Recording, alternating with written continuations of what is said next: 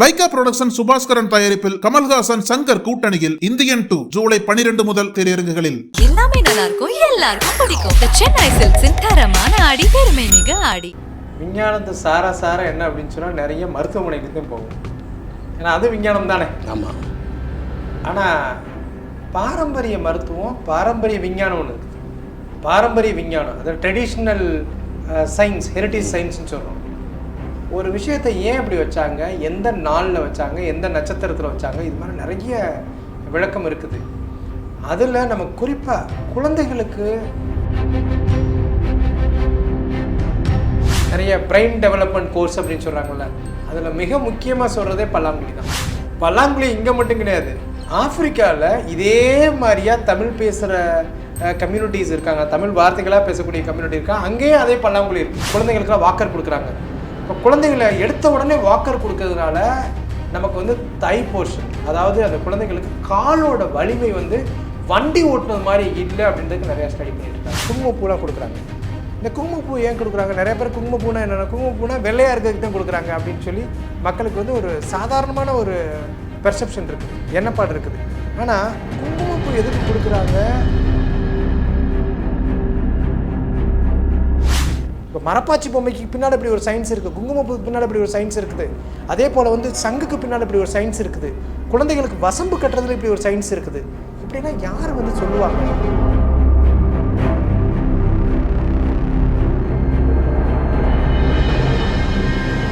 இந்த மரப்பாச்சி பொம்மையெல்லாம் கொடுப்பாங்க. அதுக்கப்புறம் வந்து இந்த பல்லாங்குழியெல்லாம் விளையாடுவாங்க. அப்புறம் இந்த இது ஸ்கிப்பிங் போடுவாங்க சின்ன பிள்ளையில. அப்புறம் மரக்குதிரை, அப்புறம் ஊஞ்சல். மரக்குதிரை ஒரு பெரிய விஷயங்க அது.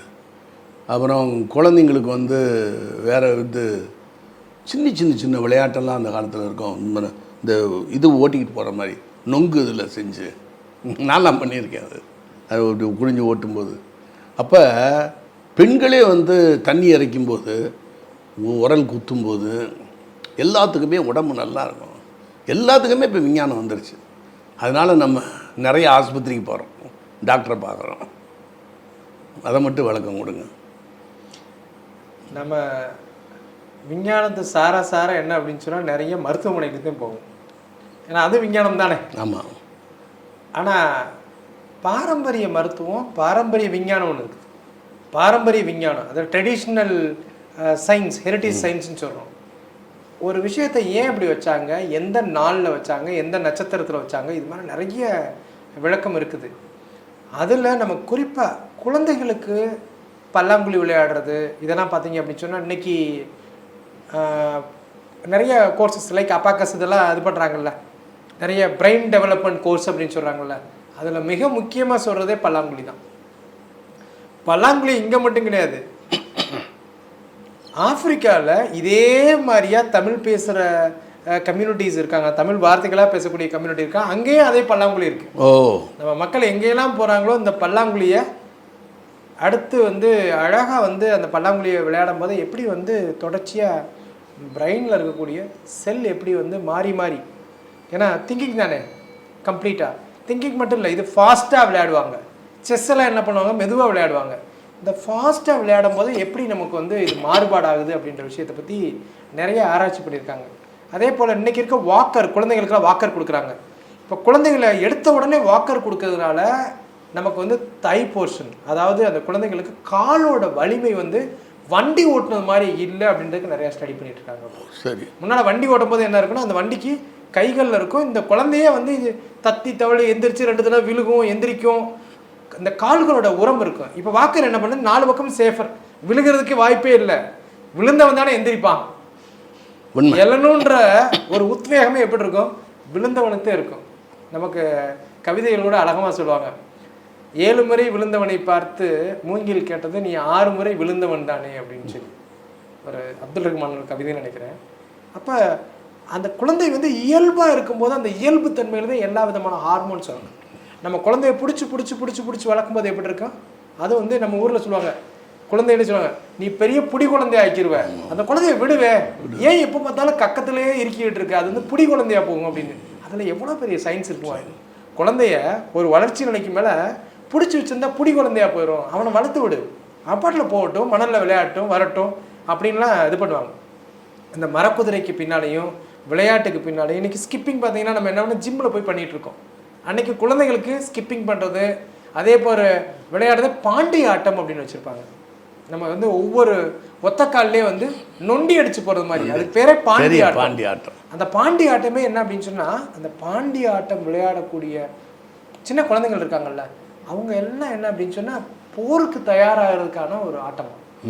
ஏன்னா அடுத்தாப்புல என்ன பண்ணுவான், சிலம்பத்துக்கு போவான். சிலம்பத்தில் எடுத்தையுமே என்ன பண்ணுவான், கால் வரிசை தான். சில வரிசை எடுக்கிறதுக்கு முன்னால் அவனோட எடுத்தையுமே காலை எப்படி இருக்குது, அதுதான் அடின்றதே ஃபஸ்ட்டு பழகி கொடுப்பாங்க. சிலம்பத்தில் கையில் வச்சதுலாம் இருக்கு, நீ எடுத்த உடனே மூணு வட்டம் போட்டு 4 வட்டம் போட்டு அதில் காலை எப்படி வைக்கிற, காலில் அடி எப்படி வரும், ஒவ்வொன்றுக்கும் வந்து சிலா வரிசை எடுக்கிறதுக்கு முன்னாலே வந்து காலடி, அந்த காலடியை வந்து எப்படி ப்ராக்டிஸ் பண்ணுறோமோ அதுக்கு என்ன பண்ணுறது, முதல்ல விளையாட்டில் நொண்டி விளையாட்டுன்னு சொல்லுவாங்க. ஒவ்வொரு காலையும் எடுத்து ஸ்டெப் பண்ணி பண்ணுறது. இது மூலம் இது எல்லாமே வந்து இன்றைக்கி என்ன மாடர்னான கார்பரேட்டு பிரெயின் டெவலப்மெண்ட்னு கொண்டு விட்டாங்க. பிரெயின் டெவலப்மெண்ட் கோர்ஸாக வச்சுருக்காங்க. ஆனால் நம்ம பாரம்பரியத்தை பார்க்கும்போது என்ன இவ்வளோ பெரிய சயின்ஸ் இப்படி ஒழிச்சு வச்சுருக்காங்க, குழந்தைகளுக்கானது ஒழிச்சு வச்சுருக்காங்க. நீ சொன்ன மாதிரியே நம்ம மரப்பாச்சி பொம்மைகளோ இதெல்லாம் இருக்க பெரிய ஒரு அறிவியல் உண்மைகளை என்ன விஷயன்றதை பார்ப்பீங்க. நமக்கு வந்து இப்போ குழந்தை பிறப்பு தொடர்பாக அதுக்கெல்லாம் மேலே இப்போ குழந்தைகளுக்கு நம்ம ஊரில் விளையாட கொடுக்கல, மருந்தவே தான் கொடுத்துருக்காங்க. அந்த மருந்து எப்படி ஒரு விளையாட்டு பொருளாக இருக்குது அப்படின்றத பார்த்தீங்கன்னா ரொம்ப ஆச்சரியமான விஷயமா இருக்கும். இப்போ குழந்தை பிறந்தையுமே என்ன இது பண்ணுறாங்க நம்ம மக்கள் வந்து, நம்ம ஏற்கனவே பார்த்தோம் வசம்புன்றது அக்கரஸ் கலமஸ் அப்படின்னு சொல்லி அந்த வசம்பை வந்து சின்ன சின்ன துண்டாக வெட்டியிருப்பாங்க. பார்த்தீங்கன்னா குழந்தைக்கு என்ன பண்ணியிருப்பாங்க, நிறைய பேர் வந்து இங்கே போட்டுருவாங்க, குழந்தை சப்பி சாப்பிட்றது மாதிரியா. அவங்களுக்கு வந்து குழந்தைக்கு நல்ல நோய் எதிர்ப்பு தன்மை பண்ணுவாங்க. பச்சையான வசம்பை போடக்கூடாது. பச்சையான வசம்பை வந்து நம்ம நேரடியாக அப்படி கட்டக்கூடாது. முன்னால் என்ன பண்ணியிருப்பாங்க, நமக்கு வந்து கழுத்தில் கட்டியிருப்பாங்க, இல்லாட்டி தோளில் கட்டியிருப்பாங்க. ஒரு 6 மாதம் என்னென்னா குழந்தையோட உடம்போடையே இருக்கும். 6 மாதத்துக்கு என்ன பண்ணுவாங்க, அந்த வசம்பை சுட்டு கருக்கி அந்த வசம்பை வந்து கருக்குன வசம்பை வந்து என்ன பண்ணுவாங்க அப்படின்னு சொன்னால், நமக்கு குழந்தைகளுக்கு ஒரு 6 மாதம் வரையும் அந்த குழந்தை வந்து சரி அப்போ தான் பேச்சு வரும். அந்த பேச்சு வரும்போது அந்த குழந்தைக்கு வந்து இன்னும் நல்லா பேச்சு வர்றதுக்கும் குழந்தையோட வளர்ப்புக்கும் என்ன அப்படின்னு சொன்னால், வசம்பை கருக்கி சாம்பலாக தேனோட குழைச்சி கொடுக்குறது இங்கே வந்து ரொம்ப யூஸ்வலான ப்ராக்டிஸாக இருந்திருக்கு ஃபுல்லாகவே. அந்த காலத்தில் எல்லாமே என்ன வசம்பை கருக்கி தேனில் குழைச்சி கொடுக்குறது எல்லா தாய்மார்களுக்குமே தெரிஞ்சிருக்கு. அதனால தான் என்ன அப்படின்னு சொன்னால் அதுக்கு பேரே வந்து பிள்ளை மருந்து, பிள்ளை வளர்த்தான் அப்படின்வாங்க. வசம்பு செடியை பார்த்தோமே என்ன அப்படின்னு சொன்னால், கொன்னை வாயெல்லாம் இருந்துச்சு என்ன பண்ணுவாங்க, உன்னோட வாயில் வசம்பை வைக்க அப்படின்வாங்க. நம்ம கிராமத்திலே பார்த்திங்க அப்படின்னா ஒரு அடைமொழி மாதிரியாக பேசும்போதே இருக்கும். யாராவது ஒருத்தவங்க திக்கி பேசினாங்க அல்லது வந்து அந்த பேச்சு சரியாக வரல அப்படின்னா வாயில் வசம்பை வைக்க அப்படின்வாங்க. அப்போ வசம்பை கருக்கி தேனோட கொடுக்குறது அப்படின்னு குழந்தைகளுக்கு எவ்வளோ பெரிய ஒரு அரிய மருந்துன்றதுக்கு வசம்பை பற்றி நிறைய ஆராய்ச்சி இருக்குது. அந்த வசம்பில் வந்து எப்படி அந்த மூலக்கூறுகள் வேலை பார்க்குது அப்படின்னு சொல்லி இன்றைக்கி மாடர்ன் மருத்துவத்துலேயும் வசம்பு வந்து ஒரு பெரிய ஒரு மருந்து. அதே மாதிரி பொட்டானிக்கல் இன்செக்டிசைடுன்னு சொல்லி இது மாதிரி கொசு இதெல்லாம் விரட்டுறதுக்கான மருந்தாக எப்படி அதை பயன்படுது, ஹை டோஸில் எப்படி பயன்படுதுன்றதை பண்ணுறாங்க. இப்போ நீங்கள் கேட்ட விஷயம் வந்து இன்றைக்கி நிறைய குழந்தைகள் வந்து நமக்கு வந்து நிறைய பேர் நீங்கள் பார்த்தீங்கன்னா 1 வயசு 1.5 வயசு வரையும் இருப்பாங்க, நல்லா இருப்பாங்க. அதுக்கப்புறம் என் குழந்தை வந்து நல்லா எல்லாம் சூ பண்ணி சப்பி சாப்பிட்ற ஸ்டேஜ், ஒரு நல்லா பல்லெல்லாம் முளைச்சி நல்லா சூ பண்ணி சாப்பிட்ற ஸ்டேஜுக்கு அப்புறம் ஒரு சில இதெல்லாம் வந்து எயில்மெண்ட்ஸ் வருது, குறைபாடோடு வருது அப்படின்றலாம் நிறைய பார்க்குறோம். இதற்கு நிறைய காரணிகள் இருந்தாலும் ஒன் ஆஃப் த காரணி வந்து நமக்கு இன்றைக்கி இருக்கிறதுல வந்து என்னென்னா, நம்முடைய பொம்மைகள் எல்லாமே பிளாஸ்டிக். அது மேலே இருக்க பூச்செல்லாம் எப்படி இருக்கும், பொம்மைகள்லாம் எப்படி இருக்கும், மஞ்சள் கலராக இருக்கும், சிவப்பு கலராக இருக்கும். குழந்தைகளுக்கு அட்ராக்டிவான கலர்னு கொடுப்பாங்க. அந்த அட்ராக்டிவான குழந்தை அதே மாதிரி குழந்தைகளுக்கு அந்த பொம்மை என்ன கடிக்கன்னா நெகிழ்த்தித்தன்மையான இருக்குது. அதில் இருக்க ரப்பராக இருக்கட்டும், அதில் இருக்க பிளாஸ்டிக்காக இருக்கட்டும், எல்லாமே 100% கெமிக்கல் ஒன்லி. அதில் இருக்க நிறமிகள்லாம் என்ன அப்படின்னா அதோட ஸ்டடீஸ் எல்லாம் பார்த்தா நமக்கே பார்த்திங்கன்னா ரொம்ப அதிர்ச்சியாக இருக்கும். அதனால தான் நிறைய இடத்துல பார்த்திங்கன்னா சில நாட்டிலேருந்து வர டாய்ஸ் எல்லாம் தடை பண்ணாங்க. இந்தியன் கவர்மெண்ட்டே தடை பண்ணாங்க. ஃபாரின்லேயே பெரிய கண்டெய்னர்னா பொம்மையெல்லாம் தடை பண்ணிட்டாங்க. ஆனால் நம்ம ஊரில் அந்த காலத்தில் ஒரு பொம்மை கொடுத்துருக்காங்க. உங்களுக்குலாம் தெரியும், நீங்கள் அந்த பொம்மையில் விளையாண்டுருப்பீங்களா அப்படின்ற விஷயத்துக்கு கட்டாயம் ஐயா விளையாண்டுருப்பீங்க. எப்படின்னா 2 பொம்மையாக கொடுத்துருவாங்க. அந்த பொம்மைக்கு பேர் மரப்பாச்சி பொம்மை. அந்த மரப்பாச்சி பொம்மையை வந்து எப்படின்னா ஒரு ராஜா ராணி இருக்கவங்க உணர்வு நிலையிலே பார்த்திங்கன்னா நல்லா ஒரு ரிச்சாக இருக்கிற மாதிரி ஒரு க்யூனாக இருக்கும், சின்னதாக இருக்கும். இந்த பக்கம் ஒரு ராஜா ஆண் பெண்ணாக இருக்கிறது மாதிரியா அந்த குழந்தைகளோட மைண்ட்லேயே பார்த்திங்க அப்படின்னா ரெட்டை பொம்மையை கொடுத்துருவாங்க. அந்த மரப்பாச்சி பொம்மையை குழந்தைங்களுக்கு கொடுக்கணுன்னா என்ன பண்ணாங்க, திருமணம் வைக்கிறாங்கல்ல, திருமணம் பண்ணும்போது சீர்வரிசை செய்யும் போதே மரப்பாச்சி பொம்மையை சேர்த்து செஞ்சுருவாங்க. அந்த காலத்தில் கட்டாயம் கன்செப்ஷன் இருக்கும். குழந்தைகள் வந்தேமே என்ன அப்படின்னு சொன்னால் அந்த மரப்பாச்சி பொம்மை, அந்த மரப்பாச்சி பொம்மையில் சில சமூகத்துலலாம் என்னென்னா அந்த திருமண சடங்கு இருக்கும்ல, சடங்குலேயே பார்த்தா மரப்பாச்சி பொம்மையை போட்டு கணவன் மனைவி 2 பேரும் விளையாடுறது மாதிரியான ஒரு நிகழ்வுலாம் வச்சுருக்காங்க. அந்த மரப்பாச்சி பொம்மை விளையாடுறதுக்கு பொம்மை மட்டும் கிடையாது. அந்த மரப்பாச்சி பொம்மையில் இருக்கக்கூடிய சயின்ஸை பார்த்தேன் அப்படின்னா ஆராய்ச்சியாளர் மட்டும் கிடையாது, ஃபாரினில் இருக்கவங்களே இப்படிப்பட்ட சயின்ஸை எப்படிப்பா இவனுக்கு பூரா ஒழிச்சு வச்சுருக்கானுங்க, அது என்ன மரம் அப்படின்றத ஆராய்ச்சி பண்ணதில் அந்த மரம் என்ன அப்படின்னு சொன்னால் மரப்பாச்சி பொம்மையை நிறைய சொல்ல திருப்பதி பொம்மை அப்படின்வாங்க. திருப்பதினா கிழக்கு தொடர்ச்சி மலையில், நமக்கு வந்து மேற்கு தொடர்ச்சி மலை இருக்குது, கிழக்கு தொடர்ச்சி மலைகளில் இருக்கக்கூடிய மலையில் நல்ல செம்மண் பூமியில் அந்த சரிவுகளில் விளையக்கூடியதுக்கு பேர் செம்மரம் அப்படின்னு சொல்லுவாங்க. அது வந்து என்ன அப்படின்னா நமக்கு அந்த செம்மரத்துக்கு வந்து டீரோகார்பஸ் நமக்கு வந்து என்னென்னா கம்ப்ளீட்டாக வந்து அந்த சந்தனத்தோட வகையும் அப்படின்னு சொல்லுவாங்க. சந்தனத்தில் ஒரு வகையான சந்தனம், செஞ்சந்தனம் அப்படின்லாம் வந்து ஒரு இது சொல்லுவாங்க. இந்த செம்மரம் என்னன்னா அந்த செம்மரத்தில் செய்யக்கூடிய பொம்மை, அந்த பொம்மையை இப்போ குழந்தை என்ன பண்ணும், பொம்மையை பார்த்தீங்கன்னா கொஞ்ச நேரம் விளையாண்டுட்டு இருக்கோம், அப்புறம் என்ன பண்ணும், பல்லு முளைக்க வாயில் நல்லா சப்ப ஆரம்பிச்சிரும், எல்லாமே செய்ய ஆரம்பிச்சிடும். ஆனால் அதில் இருக்க மருந்து மூலக்கூறுகள் அந்த குழந்தைக்கு எவ்வளோ தூரத்துக்கு உதவி செய்யுது அப்படின்றத பார்த்திங்கன்னா ரொம்ப ஆச்சரியமான விஷயம். அந்த மூலக்கூறுகள் வந்து வந்து நோய் எதிர்ப்பு தன்மையை கொடுக்குது.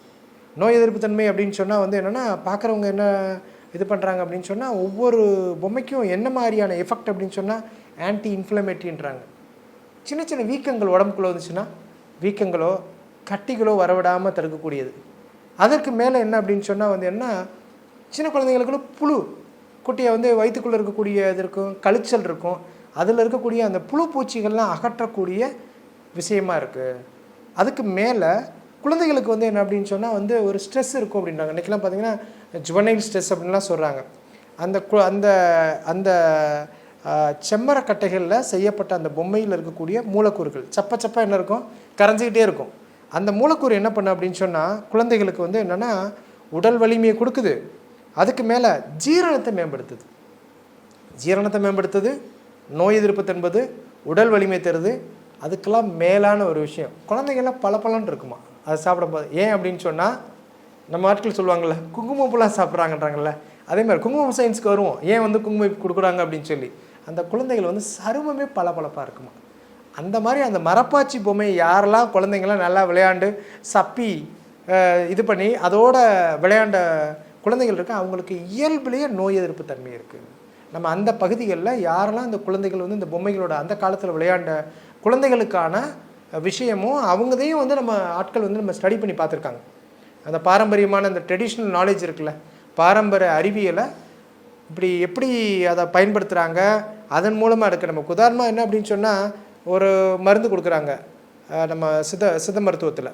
இப்போ வசம்பே இருக்குன்னு வச்சுக்கோங்களேன், வசம்பு ஏன் கையில் மாட்டி விடுறாங்க, இது மாதிரி இயல்பாக இருக்கிறதுக்கு இதுக்கு பின்னால் என்ன சயின்ஸ் ஒளிஞ்சிட்ருக்கு, அதுதான் எங்களுக்கு ரொம்ப தீவிரமான இன்ட்ரெஸ்ட்டு, தீவிரமான ஆராய்ச்சி, தீவிரமான ஆர்வமே என்ன இருக்குன்னா ஏறத்தால் நிறைய பாரம்பரிய மருத்துவர்களை டாக்குமெண்டேஷன் பண்ணியிருப்போம். டாக்குமெண்ட் ஆஃப் ட்ரைபல் மெடிசன்ஸ் அப்படின்னு சொன்னால் அவங்க சொல்லக்கூடிய ஒன்றொன்றுக்கு பின்னாலேயும் ஒரு ஆச்சரியமும் ஒரு கதையும் ஒளிஞ்சிருக்கும். அப்படி இருக்கிறதுல இந்த மரப்பாச்சி பொம்மை அப்படின்றதோட சயின்ஸு, அந்த பொம்மையே என்ன அப்படின்னு சொன்னால் அது விளையாட்டு இல்லை, அது ஒரு மருந்து. அப்படி நமக்கு வந்து தொடர்ச்சியாக அந்த பொம்மை இது போல் இருக்கிறன்னா குழந்தைகளுக்கு மிக முக்கியமாக கொடுக்குறது என்னென்னா இன்றைக்கி வந்து கஸ்தூரி அப்படின்னு சொல்லி ஒரு மருந்து இருக்குது. அது வந்து இன்றைக்கி சித்த மருத்துவத்தில் இருக்கிறதுலே சித்த மருத்துவத்துக்குன்னே தனிச்சிறப்பான மருந்து அப்படின்னு சொன்னால் குழந்தை மருந்துகள்லாம் கஸ்தூரி. இந்த கஸ்தூரி என்ன அப்படின்னு சொன்னால் நமக்கு வந்து மருந்துகள் என்ன அப்படின்னு சொன்னால் தாவரத்திலிருந்து கொடுக்கக்கூடிய மருந்துகள், விலங்குலேருந்து எடுக்கக்கூடிய மருந்துகள், இதெல்லாம் கேட்டிருக்கேன். அதை வந்து கஸ்தூரி, கோரோசனை, குங்குமப்பூ இதெல்லாம் கலந்தது கஸ்தூரின்னு ஒரு மருந்து இருக்குது. இன்றைக்கி கஸ்தூரின்றது கஸ்தூரி மான் அப்படின்வாங்க. இப்போ அந்த பொருட்கள்லாம் மான்லேருந்து எடுக்கக்கூடியது எல்லாம் தடை செஞ்சாலும் கூட அதெல்லாம் வந்து அரசிலிருந்து எப்படி அதை வந்து அஃபிஷியலாக எடுக்கிறதுன்ற விஷயத்துக்கான முயற்சியெல்லாம் போடுறாங்க. அந்த கஸ்தூரி வந்து என்னென்னா மார்பு சளியும் குழந்தைகளுக்கு வரக்கூடிய சளிக்கு வந்து ஒரு பெரிய மருந்து. அப்போ இது போல் நம்ம குழந்தைகளுக்கு நமக்கு குங்குமப்பூலாம் கொடுக்குறாங்க. இந்த குங்குமப்பூ ஏன் கொடுக்குறாங்க? நிறைய பேர் குங்குமப்பூனா என்னென்ன, குங்குமப்பூனா வெள்ளையாக இருக்கிறதுக்கு தான் கொடுக்குறாங்க அப்படின்னு சொல்லி மக்களுக்கு வந்து ஒரு சாதாரணமான ஒரு பெர்செப்ஷன் இருக்குது, எண்ணப்பாடு இருக்குது. ஆனால் குங்குமப்பூ எதுக்கு கொடுக்குறாங்க? குங்குமப்பூ எங்கே விளையுதுன்னு சொல்கிறாங்க? காஷ்மீரில். அந்த குங்குமப்பூவில் நிறைய கிரேட் இருக்குது, நிறைய காஸ்ட்லியாக இருக்கும், இதெல்லாம் நிறைய இருக்கும். அதை வந்து ஒரு நறுமண பொருள் மாதிரியான இதாக இது பண்ணுறாங்க. குங்குமப்பூவும் அதிமதுரமும் கொடுக்கக்கூடிய வழக்கம் வந்து கர்ப்பிணிகளுக்கு நமக்கு இதுக்கு இருக்குது. ஏன் அப்படின்னு சொன்னால் அது வந்து கால்சியத்தை அதிகப்படுத்துறதும், அதே போல் அவங்களுக்கு கர்ப்பிணிகளுக்கு நோய் எதிர்ப்பு தன்மையை முழுமையாக அதிகப்படுத்துறதுக்கான விஷயம். அதே போல் உடலில் இருக்கக்கூடிய சூடு இருக்குல்ல, உடல் சூடை சமன்படுத்தக்கூடியதில் குங்குமப்பூவை எதில் கொடுப்பாங்க? பாலில் குடிங்க அப்படின்வாங்க. அப்போ குங்குமப்பூ பால் குடிக்கிறதுலாம் என்ன அப்படின்னு சொன்னால் கர்ப்பிணிக்கு இருக்கக்கூடிய குழந்தைக்கும் அவங்களுக்கு இருக்கக்கூடிய உடலில் இருக்கக்கூடிய நிறைய அந்த நேரத்தில் என்ன அப்படி கர்ப்பப்பையில் கருக்கொள்ளும் போது என்ன இருக்கும்? நிறைய மாற்றங்கள் இருக்குது. இப்போ நிறைய பேர் சொல்லுவாங்க கர்ப்பம் இருக்கும்போது என்னென்னா இரும்பு சத்து குறைஞ்சிருச்சு, கர்ப்பமாக இருக்கும்போது என்ன பண்ணுவாங்க, சுகர் லெவல் அந்த டைமில் தான் எனக்கு அதிகரிச்சு டாக்டர், அதுக்கடுத்தப்போ வந்து எல்லாமே இது பண்ணலாம் அப்படின்னு சொல்லி நிறைய பேர் டாக்டர்ஸ்கிட்ட நம்ம இது பண்ணுற பார்க்கும். அப்படிப்பட்ட உடலில் இருக்கக்கூடிய சின்ன சின்ன வினைகள், வேதி வினைகள், சின்ன சின்ன மாற்றங்கள், இதெல்லாம் என்னென்னா ஸ்டெபிளைஸ் பண்ணுதான் குங்குமப்பூ. அதனால தான் குங்குமப்பூ கொடுக்க சொன்னாங்க. அப்போ இது போல் இருக்கக்கூடிய சயின்ஸ் எல்லாம் எப்படி சார் இது பண்ணுறது? இந்த பாரம்பரியத்துக்கு பின்னால் ஒரு பெரிய அறிவியல் இருக்குது. அதனால் அதையெல்லாம் கற்றுத்தர்றோம். அதையெல்லாம் வந்து என்னென்னா ஒரு சின்ன ஒரு கோர்சஸாக ஒரு 5 வாரம் 10 வாரம், அதே போல் வந்து ஒரு வருடம் 6 மாதம், இது மாதிரியே வந்து நம்ம பாரம்பரிய மருத்துவ அறிவியல், நாடி சக்கரங்கள், மூலிகைகள், சின்ன சின்ன இது இருக்குடா. ஏன்னா இதெல்லாம் தெரிஞ்சுக்கிட்டா என்ன இருக்கும், இப்போ நமக்கு தெரியுது அடுத்த பாரம்பரியத்துக்கு எப்படி போகும். இப்போ மரப்பாச்சி பொம்மைக்கு பின்னால் இப்படி ஒரு சயின்ஸ் இருக்குது, குங்குமப்பூக்கு பின்னால் இப்படி ஒரு சயின்ஸ் இருக்குது, அதே போல் வந்து சங்குக்கு பின்னால் இப்படி ஒரு சயின்ஸ் இருக்குது, குழந்தைகளுக்கு வசம்பு கட்டுறதுல இப்படி ஒரு சயின்ஸ் இருக்குது. இப்படிலாம் யார் வந்து சொல்லுவாங்க? ஏன்னா இதெல்லாம் நம்ம தமிழர்களுடைய பாரம்பரிய அறிவு. இப்போ எல்லாமே நம்ம வந்து சித்த மருத்துவம் அப்படின்றாங்க, தமிழ் மருத்துவம் இருக்க மருத்துவத்தை போய் படிக்க மாட்டாங்க. பாரம்பரியத்தை படிக்கிறதுக்கு நிறைய பேர் இன்றைக்கி வெளிநாட்டில் இருக்கவங்களுக்கான பெரிய விஷயம் என்ன, என்னோடய வாழ்வியல் மாற்றத்தை இது பண்ணிக்கலாமா, என் வீட்டில் இருக்கக்கூடிய சோம்பை வச்சு எப்படி நான் வந்து ஸ்ட்ரெஸ்ஸை சரி பண்ணிக்கிறது, இது மாதிரி கேட்கும்போது என்ன அப்படின்னு சொன்னால் நம்ம கோவிடுக்கு பிந்தைய காலகட்டத்தில் இந்த உலகமே எதிர் பின்னால் இருக்குது, பாரம்பரிய அறிவியல் பின்னால் வருது. அந்த அறிவியலை வந்து நம்ம பயிற்றுவிக்கிறதுக்கான முயற்சியில் இருக்கோம், பயிற்றுவிச்சுட்டு இருக்கோம். இப்போ உங்களுக்கெல்லாம் தெரியும், நமக்கு வந்து கோவிட் டைமில் நிறைய பேர் மருத்துவமனைக்கு போக முடியல. கோவிட் டைமில் தான் என்னென்னா நமக்கு எல்லாமே அப்படின்னு சொன்னால் நமக்குன்னு ஒரு மருத்துவம் இருக்குது, அந்த மருத்துவம் வந்து எப்படி செயல்படுது அப்படின்றத பார்க்குறதுக்கான ஒரு பெரிய விஷயமே வந்து கோவிட் டைமில் நமக்கு தெரியும், நமக்கு வந்து நிறைய முத்திரைகள் மூலமாகவும் நமக்கு மருந்துகளும் அனுப்ப முடியாது. எப்படி மறுக்க முடியும்? எந்த ஏர்கிராஃப்ட் எல்லாமே எந்த விதமான போக்குவரத்து இல்லை, எங்கேயும் நம்ம போக முடியாது, கொரியர் எடுக்கலை, நம்மளே வெளியில் போக முடியல, மருத்துவமனைக்கு போனாலும் வந்து முகமூடியோடு போகிறோம். இப்படியெல்லாம் இருக்கும்போது என்ன இருக்குது, யாரெல்லாம் வந்து கன்சல்ட் பண்ண வராங்களோ நம்ம மருத்துவமனைகள்லையும், அப்போ நம்ம மருத்துவமனையில் மருத்துவர்கள் பரிந்துரை பண்ணது என்ன மேஜராக, உங்கள் வீட்டில் என்னென்ன இருக்குது, அமெரிக்காவில் இருக்குங்களா, எந்த நாட்டில் இருக்கீங்க, உங்கள் வீட்டில் என்ன வச்சுருக்கீங்க, முதல்ல சுக்கு வச்சுருக்கீங்களா, மல்லி வச்சுருக்கீங்களா. அப்போ அவங்க கேட்குறது, என் வீட்டில் மல்லி இருக்குது, சீரகம் இருக்குது, லவங்கப்பட்டை இருக்குது, கசகசா இருக்குது, சோம்பு இருக்குது, வேறு என்ன வச்சுருக்க, பாசிப்பயிறு வச்சுருக்கீங்களா, முட்டை வச்சுருக்கீங்களா. அப்போ என்ன இருக்குதோ அதை நம்மளுடைய வாத பித்த கப அடிப்படையில் அதை சூடு கொடுக்குதா. இப்போ தெரியும், என்டையர் கொரோனா ஸ்டேஜ்லேயே முதல் மருத்துவமே என்ன இருக்குது, அமெரிக்காவில் இருக்க ஒரு யூகேயில் இருக்க ஒரு தொற்று நோய் நிபுணர், அந்த தொற்றுநோய் சயின்ஸோட பெரிய பல்கலைக்கழகத்தோட ஒரு வைஸ் சான்சலர், அவங்க என்ன சொல்கிறாங்க, என்னோடய கணவர் ஃபுட்பால் வீரர், அவருக்கு கோவிட் வந்துச்சு, நான் கோவிட்லேருந்து தப்பிச்சுக்கிட்டேன், எப்படி தப்பிச்சேன் அப்படின்றதுக்கு ஒரு இது போட்டிருந்தாங்க. ஃபஸ்ட்டு நான் வந்து கோழி சூப் மட்டும் குடித்தேன் தொடர்ச்சியாக. இப்போ நமக்கு எப்படி தெரியும், கோழி சூப் குடித்தா என்ன ஆகும், உடம்பு சூடாகும், பித்தத்தை அவங்க அதிகரிச்சிருக்காங்க அப்படின்றத நம்மளுடைய மருத்துவ முறையில் பார்த்துருக்கோம். இப்போ இது போல் வீட்டில் இருக்கக்கூடிய விஷயங்களை வச்சு எப்படி நீங்களே உங்களுடைய சரி பண்ணிக்கிறது அப்படின்ற விஷயத்துக்கான விஷயங்கள் எல்லாம் நம்ம வந்து கற்றுத்தரக்கூடிய தேவை இருக்கிறதுனால நம்ம கற்றுத்தர்றோம். அப்போ அந்த பாரம்பரிய மருத்துவத்தை நம்ம கடத்துவோம், நம்ம மக்களோட மண்ணோட மரபை வந்து நம்ம காக்கணும் அப்படின்றது மிக முக்கியமான விஷயம். நம்ம சொல்கிறதில்ல ஹேர் ஃபால் எதனால் வருது. இப்போ ஹேர் ஃபால் வந்து ஜென்ரல் நம்ம என்ன பண்ணுவோம், தலைக்கு எண்ணெய் தைக்காமல் இருக்காங்க, தலைமுடியை சுத்தமாக வைக்காமல் இருக்காங்க, இரும்பு சத்து குறைஞ்சிருக்குது, கால்சியம் குறைஞ்சிருக்கு, மன அழுத்தம் நிறையா இருக்குது, தலையில் அதிகமாக வேர்த்துக்கிட்டு இருக்குது, பொடுகு பேன் தொல்லையெல்லாம் இருக்குது, டெய்லி குளிக்கிறதுனால கூட வந்து எனக்கு தலைமுடியெல்லாம் இருக்குது, தலைமுடியெல்லாம் உதிர்வு இருக்குது, இப்படியெல்லாம் இருக்கக்கூடிய கேசஸை நிறைய காரணத்தை பார்க்குறோம். அப்படியெல்லாம் பார்த்துருக்கும் போது நிறைய பேர் என்னென்னா நிறைய வழி மாத்திரைகள், பெயின் கில்லர்ஸ் சாப்பிடுவாங்க. அப்புறம் கர்ப்பிணிகள்லாம் என்ன பண்ணுவாங்க, ஐயா எனக்கு குழந்தை பிறப்புக்கு பின்னாலேயோ அப்படி கர்ப்பிணியாக இருக்கும்போது நான் நிறைய மாத்திரைகள் எடுத்துக்கிட்டுறேன், அதிலிருந்து வந்து நிறைய முடி உதிர்தல் இருக்குது. இப்படி நம்ம நிறைய முடி உதிர்தலுக்கு காரணம் அப்படின்னு சொன்னால்